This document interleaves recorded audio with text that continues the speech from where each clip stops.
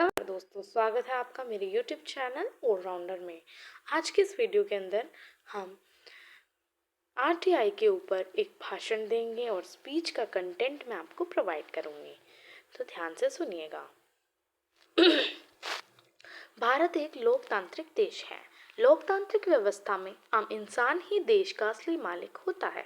इसलिए एक आदमी को यह जानने का हक है कि जो सरकार उसकी सेवा के लिए बनाई गई है वह देश के लिए, हमारे लिए क्या, कहाँ और कैसे कर रही है।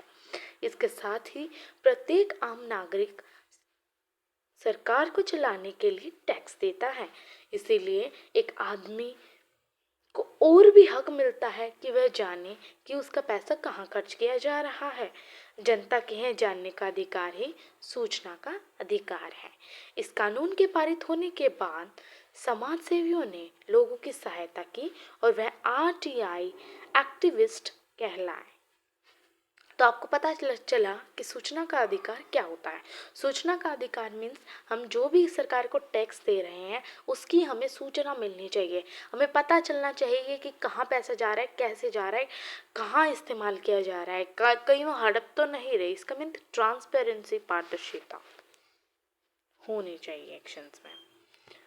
उसके बाद संविधान के अनुच्छेद अनुच्छेद 19(1) के तहत सूचना का अधिकार मौलिक अधिकारों का एक हिस्सा है। अनुच्छेद 19(1) के अनुसार मीन्स इसके अंदर आपने 19(1) के तहत मौलिक अधिकारों में से एक होता है, ये आपने सुना होगा, राइट टू इंफॉर्मेशन, इसको इंग्लिश में कहेंगे। 19(1) के तहत नेक्स्ट आता है को बोलने व अभिव्यक्ति का अधिकार है। अनुच्छेद 19(1) के तहत प्रत्येक नागरिक को बोलने व अभिव्यक्ति का अधिकार है।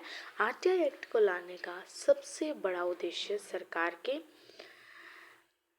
सीधे और सवाल करने का हक देता है। इस नियम के द्वारा भारत के सभी नागरिकों को सरकारी रिकॉर्डों और प्रपत्रों में दर्ज सूचना को देखने और उसे प्राप्त करने का अधिकार प्रदान किया गया है। सूचना का अधिकार कब लागू हुआ, इसकी बात करते हैं। सूचना का अधिकार अधिनियम 12 अक्टूबर 2005 मीन्स 12 अक्टूबर 2005 को ये लागू हुआ। हालांकि 9 राज्य सरकारें इस कानून को पहले ही पारित कर चुकी थी। ये हैं जम्मू कश्मीर, दिल्ली, राजस्थान, मध्य प्रदेश, महाराष्ट्र, कर्नाटक, तमिलनाडु, असम और गोवा। तो ये जो 9 राज्य सरकारें हैं इन्होंने पहले ही इसको पारित कर दिया था, लेकिन ये जो लागू है वो आपका हुआ 12 अक्टूबर 2005 को। RTI एक्ट के अंतर्गत कौन कौन से विभागों से सूचनाएं प्राप्त की जा सकती हैं। देश के राष्ट्रपति के बारे में प्रधानमंत्री, राज्यपाल, मुख्यमंत्री दफ्तर से, मीन्स ये जितने भी दफ्तर हो गए, राष्ट्रपति का, प्रधानमंत्री का, राज्यपाल का या मुख्यमंत्री का, इन सब के दफ्तरों से हम सूचना प्राप्त कर सकते हैं। संसद और विधानमंडल, चुनाव आयोग, सभी अदालतें, तमाम सरकारी दफ्तर, तमाम सभी सरकारी बैंक, सारे सरकारी अस्पताल, पुलिस विभाग, देश की तीनों सेनाएं, PSU, सरकारी बीमा कंपनियां, सरकारी फोन कंपनियां, सरकार के फंडिंग पाने वाले NGO आदि से सूचनाएं मांगी जा सकती है। मीन्स हमने सबसे पहले देखा कि सूचना का अधिकार क्या है, फिर ये कब लागू हुआ, और अब हम देख रहे हैं कि किस किस पर लागू होता है और हमें इससे किससे हम इंफॉर्मेशन इसके निकाल सकते हैं। RTI कानून का उद्देश्य क्या है। अब इसका उद्देश्य यह है कि सरकारी दफ्तरों की जवाबदेही तय करना और पारदर्शिता लाना, ट्रांसपेरेंसी लाना, जिससे कि भ्रष्टाचार, करप्शन पर रोक लगाई जा सके। यह अधिकार आम आदमी को ताकतवर बनाता है। इसके लिए सरकार ने केंद्रीय सूची आयोग, सूचना आयोग और राज्य सूचना आयोगों का गठन भी किया है। सूचना का अधिकार अधिनियम 2005 के अनुसार ऐसी जानकारी जिसे संसद या विधानमंडल सदस्यों को ही दी जा सकती है, उसे एक आम आदमी तक देने से भी इनकार नहीं किया जा सकता है। इसीलिए अगर किसी अभिभावक के बच्चे के स्कूल टीचर अक्सर गैर हाजिर होते हैं तो आपके आसपास की सड़कें खराब हालत में हों, सरकारी अस्पतालों का या हेल्थ सेंटर में डॉक्टरों या दवाइयाँ ना हो, या फिर आपको दुकान पर राशन ना मिले, अफसर भी काम करते वक्त रिश्वत मांगे, तो आप सूचना का अधिकार यानी आरटीआई के तहत सूचनाएं मांग सकते हैं। हर सरकारी महकमे में एक से ज़्यादा अधिकारी को सूचना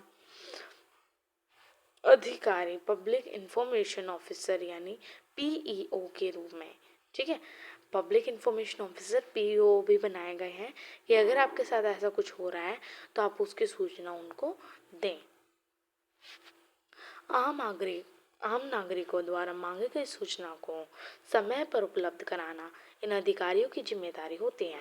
नागरिकों को डिस्क, टैप, वीडियो, कैसेट या किसी और इलेक्ट्रॉनिक या प्रिंट आउट के रूप में सूचना मांगने का हक है, बशर्ते मांगी गई सूचना उसके रूप से पहले से ही मौजूद हो। रिटेंशन पीरियड यानी जिसने वर्ष तक रिकॉर्ड सरकारी विभाग में रखने का प्रावधान हो, मीन्स जब तक वो रिकॉर्ड सरकारी दफ्तरों में रखा है तब तक आप उसकी इंफॉर्मेशन मांग सकते हैं, किसी भी माध्यम से मांग सकते हैं, लेकिन आपको ये मांगने का अधिकार है। लेकिन इसके बाद वो आपको मना भी कर सकते हैं अगर उनको सही ना लगे तो। उनके वक्त तक दी गई सूचना मांगी जा सकती हैं। सूचना का अधिकार के उपयोग के मुख्य कारण आरटीआई का उपयोग इन वजहों पर काम किया जा सकता है, जिसका वर्णन निम्नवत है। सरकारी सेवा में देर होने पर आमतौर पर सरकारी सेवाएं सामान्य लोगों तक सेवाएं पहुंचाने में काफ़ी देरी करते हैं। इसका सबसे बड़ा कारण उस विभाग के कर्मचारियों द्वारा भ्रष्टाचार है, ये लापरवाही होती है। मान लीजिए आपको राशन कार्ड बनवाने की परेशानी हो रही है या पासवर्ड बनाने में देरी हो रही है, तो आप इस कानून का प्रयोग करके अपना काम देर हो रही वजह को जान सकते हैं या काम को जल्दी करा भी सकते हैं। सूचना का अधिकार संबंधित इन बातों का ध्यान रखें कि किसी भी विभाग के सूचना मांगने ये ध्यान रखें कि उस विभाग से सीधा सवाल पूछा जाए, सवाल घुमा फिरा के नहीं पूछना चाहिए और सवाल ऐसे हों जिसका सीधा सीधा हमें जवाब मिल सके। तो आशा है कि आप समझ रहे होंगे कि किस तरीके से आप कर सकते हैं इसका आरटीआई का प्रयोग।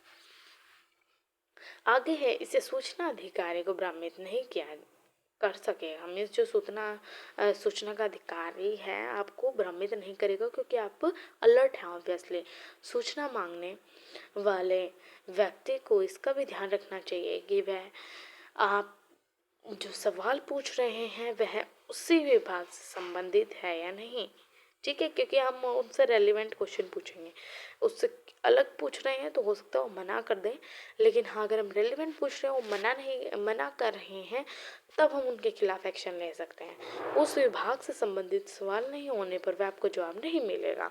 हो सकता है आपको जवाब मिलने पर बेवजह देरी भी हो सकती है। सूचना मांगने वाले व्यक्ति को प्रार्थना पर स्पीड पोस्ट से ही भेजनी चाहिए। इससे आपको पता चलता है कि पीईओ को एप्लीकेशन मिली है या नहीं, ठीक है। मीन्स सूचना मांगने वाले व्यक्ति को प्रार्थना पर स्पीड पोस्ट से ही भेजनी चाहिए, ताकि आपको क्या पता चल जाए कि पीईओ के पास एप्लीकेशन गई है या नहीं। अपने प्रार्थना पत्र के साथ आवेदक को आवेदन का शुल्क भी देना पड़ता है, जो केवल 10 रुपये है। फीस नगद, डिमांड ड्राफ्ट या पोस्टल ऑर्डर से दी जा सकती है। डिमांड ड्राफ्ट या पोस्टल ऑर्डर संबंधी विभाग, जिसे हम कहते हैं पब्लिक अथॉरिटी, के अकाउंट ऑफिसर के नाम होना चाहिए। डिमांड ड्राफ्ट केज पीछे और पोस्टल ऑर्डर में दी गई जगह पर अपना नाम और पता जरूर लिखें। पोस्टल ऑर्डर आप किसी भी पोस्ट ऑफिस से खरीद सकते हैं। गरीब रेखा के नीचे की कैटेगरी में आने वाले आवेदक को किसी भी तरह की फीस देने की ज़रूरत नहीं। इसके लिए अपना बीपीएल सर्टिफिकेट दिखाना होगा, इसकी फ़ोटोकॉपी रखानी होगी। अगर सूचना अधिकारी आपको समय पर सूचना उपलब्ध नहीं करा पाता तो आपसे 30 दिन की समय सीमा गुजरने के बाद डॉक्यूमेंट उपलब्ध कराने का नाम पर अतिरिक्त धनराशि जमा कराने के लिए कहता है, तो ये गलत है और आपको इसके लिए जागरूक भी रहना चाहिए। ऐसे में अधिकारी आपको मुफ्त डॉक्यूमेंट उपलब्ध कराएगा, चाहे उनकी संख्या कितनी भी हो। सूचना लेने के लिए आरटीआई एक्ट के में एप्लीकेशन फीस के साथ एक्स्ट्रा फीस का भी प्रावधान है, जो इस तरह उसमें सूचना मांगने वाले व्यक्ति ने जो सूचना मांगी है वह कितनी बड़ी है उसके मुताबिक आवेदक को प्रति पेज 2 रुपये फोटोकॉपी के लिए देने पड़ेंगे और इसके बाद वह अपने छोटे अक्षर में कॉपी हो रही है तो फोटोकॉपी की लागत कीमत देनी पड़ेगी। इसके अलावा दस्तावेज देखने के लिए पहले घंटे के लिए कोई फीस नहीं, इसके बाद हर घंटे के लिए 5-5 रुपये और अगर एक सीडी है तो उसके लिए 50 रुपये आपको देने होते हैं। आरटीआई के अंतर्गत आवेदन कैसे दे रहे हैं? सूचना पाने के लिए कोई परफॉर्मा नहीं है।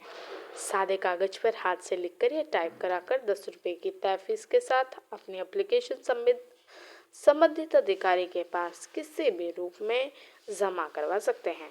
यदि आवेदन करता है तो आवेदन करने में किसी भी प्रकार की कोई परेशानी आ रही है तो वह सूचना अधिकारी की मदद भी ले सकता है।